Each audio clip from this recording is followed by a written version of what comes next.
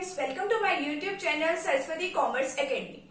आज का हमारा न्यू चैप्टर आज हम स्टार्ट करने वाले हैं। आज के हमारे चैप्टर का नेम है dissolution of A partnership firm. आज हम इस चैप्टर के बारे में इसका सिर्फ इंट्रोडक्शन पार्ट करने वाले हैं कि डिसोल्यूशन ऑफ पार्टनरशिप फर्म क्या होता है और डिसोल्यूशन ऑफ पार्टनरशिप फर्म कैसे होती है और हमें इसकी करने की जरूरत क्या होती है और हमें कैसे पता चलता है कि डिसोल्यूशन ऑफ पार्टनरशिप फर्म हुई है।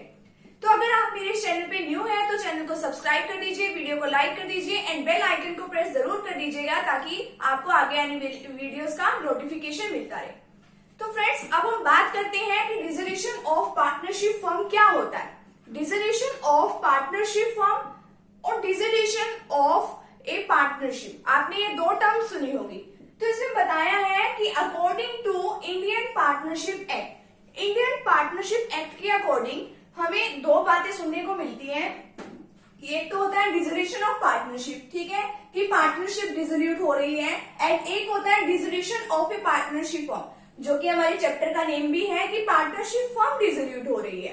पार्टनरशिप फर्म डिसोल्यूट होने का मतलब और पार्टनरशिप डिसोल्यूट होने का मतलब क्या है कि जब पार्टनरशिप डिसोल्यूशन ऑफ पार्टनरशिप होती है, यानी कि पार्टनरशिप जो है अगर वो डिसोल्यूट होती है, यानी कि डिसोल्यूट का मतलब होता क्या है। सबसे पहले तो आप ये सुनिए, डिसोल्यूशन का मतलब होता है कि कोई चीज का खत्म होना, यानी कि कोई चीज खत्म होने जा रही है तो पार्टनरशिप का खत्म होना। तो डिसोल्यूशन ऑफ पार्टनरशिप यानी कि पार्टनरशिप में हम क्या करते हैं, जनरली एक एग्रीमेंट ही करते हैं और पार्टनरशिप खत्म होने जा रही है, यानी कि हमारा वो जो पुराने वाला एग्रीमेंट है वो खत्म होने जा रहा है और उसकी जगह पे न्यू एग्रीमेंट जो है लगने वाला है। अब देखिए, जो न्यू एग्रीमेंट लगेगा वो किसके ऊपर लगेगा। अब इसमें बात आती है, पहले तो डिसोल्यूशन ऑफ पार्टनरशिप होती किसकी वजह से है। या तो कोई पार्टनर जो है हमारे बिजनेस के अंदर आ रहा है या पार्टनर कोई जा रहा है, यानी कि या तो कोई पार्टनर एडमिशन हो रहा है या तो किसी पार्टनर का, या कोई पार्टनर हमारे बिजनेस से रिटायर हो रहा है या फिर किसी की डेथ हो रही है पार्टनर की। तो उस वजह से क्या होता है कि हमारी पार्टनरशिप का डिसोल्यूशन हो जाता है। अब वो पार्टनरशिप का जैसे ही डिसोल्यूशन हो जाता है तो वो पार्टनरशिप डिसोल्यूट हो गई, और इसका मतलब ये नहीं है कि हमारी पार्टनरशिप फर्म डिसोल्यूट हो गई, यानी कि हमारी पार्टनरशिप फर्म अब क्लोज हो गई, अब पार्टनरशिप से कोई लेना देना नहीं। इसमें क्या होता है कि हमारा जो एग्रीमेंट है, एग्रीमेंट के अंदर हम बातें लिख के रखते हैं कि अब इतने पार्टनर्स हैं तो हम इन बातों को मानने वाले हैं। अब वो जैसे ही पार्टनर गया हमारे बिजनेस से या कोई पार्टनर आया तो उसकी जगह पे हम एक नया एग्रीमेंट बना लेते हैं और हमारी पार्टनरशिप, हमारी मर्जी है कि हम उसको कंटिन्यू रखें या उसको बंद करें, ठीक है। इसमें तो ये होता है। और dissolution of A partnership firm, जो हमारे चैप्टर का नेम है, उसका मतलब क्या होता है कि हमारी पार्टनरशिप ही खत्म होने जा रही है, हमारी पार्टनरशिप फर्म खत्म होने जा रही है, यानी कि हमारा बिजनेस बंद होने वाला है।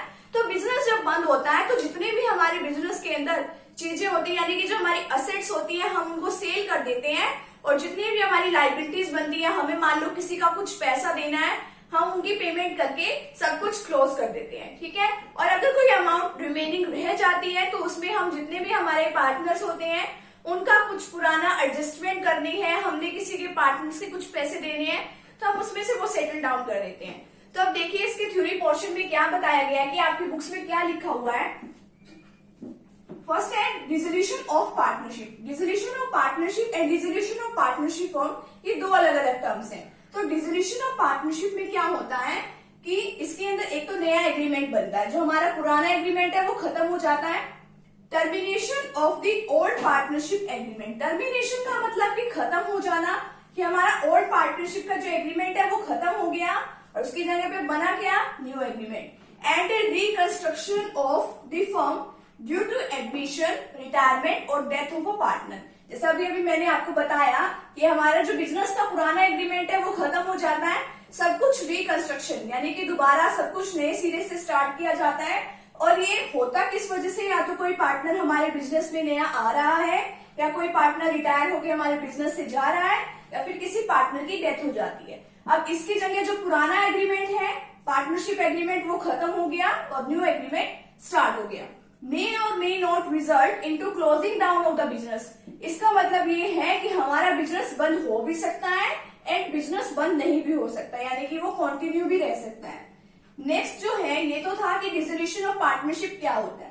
सेकेंड है डिसोल्यूशन ऑफ पार्टनरशिप फॉर्म। अब इसका मतलब क्या है, that the firm closes down, its business comes to an end. तो हमारा बिजनेस अब क्लोज डाउन होने जा रहा है, बंद होने जा रहा है। On the dissolution of the firm the assets of the firm are sold. जितने भी असेट्स हमारे बिजनेस के अंदर होती है हम उसे सेल कर देते हैं। And liabilities are paid off, और लाइबिलिटीज की हम पेमेंट कर देते हैं। And out of the remaining amount, और जितनी भी अमाउंट रिमेनिंग रह जाती है, यानी कि असेट्स में से जितनी भी अमाउंट रह जाती है लाइबिलिटीज को पे करने के बाद, यानी कि हमारी असेट्स मान लो 6 लाख की थी और हमारी जो लाइबिलिटीज है वो देने के लिए 5,50,000 की है, तो अभी भी हमारे पास 50,000 यानी 50,000 अभी भी रिमेनिंग है। तो उसमें से हम क्या कर देंगे, हम सेटल डाउन कर देंगे जिनके अकाउंट्स को हमने कुछ देना है। तो in case of dissolution of the firm, dissolution of the firm यानी कि हमारी फर्म खत्म होने जा रही है, अगर खत्म हो गई the partnership is automatically dissolve. तो डिसॉल्व का मतलब है खत्म हो जाना, तो पार्टनरशिप तो ऑटोमेटिक खत्म हो जाती है, ठीक है। बट ये नहीं होता कि अगर पार्टनरशिप खत्म हो रही है तो पार्टनरशिप फर्म नहीं खत्म होती, बट अगर पार्टनरशिप फर्म खत्म होने जा रही है तो हमारी पार्टनरशिप ऑटोमेटिक क्लोज हो जाती है। In case of dissolution of partnership the firm में कंटिन्यू, और डिसोल्यूशन ऑफ पार्टनरशिप में हमारी जो फर्म है वो कंटिन्यू चलती रहती है। तो ये तो था कि हमारे dissolution of A partnership firm का इंट्रोडक्शन पार्ट। तो आगे हम इसमें वीडियो लेक्चर्स में, आगे आने वाली वीडियो लेक्चर्स में हम इसके बाकी चैप्टर्स के रिमेनिंग पार्ट्स को कवर करेंगे। तो अगर आप मेरे इस यूट्यूब चैनल पे न्यू है तो चैनल को सब्सक्राइब कीजिएगा, वीडियो को लाइक कीजिएगा एंड बेल आइकन को प्रेस जरूर कीजिएगा। थैंक यू वेरी मच, मिलते हैं नेक्स्ट वीडियो के साथ।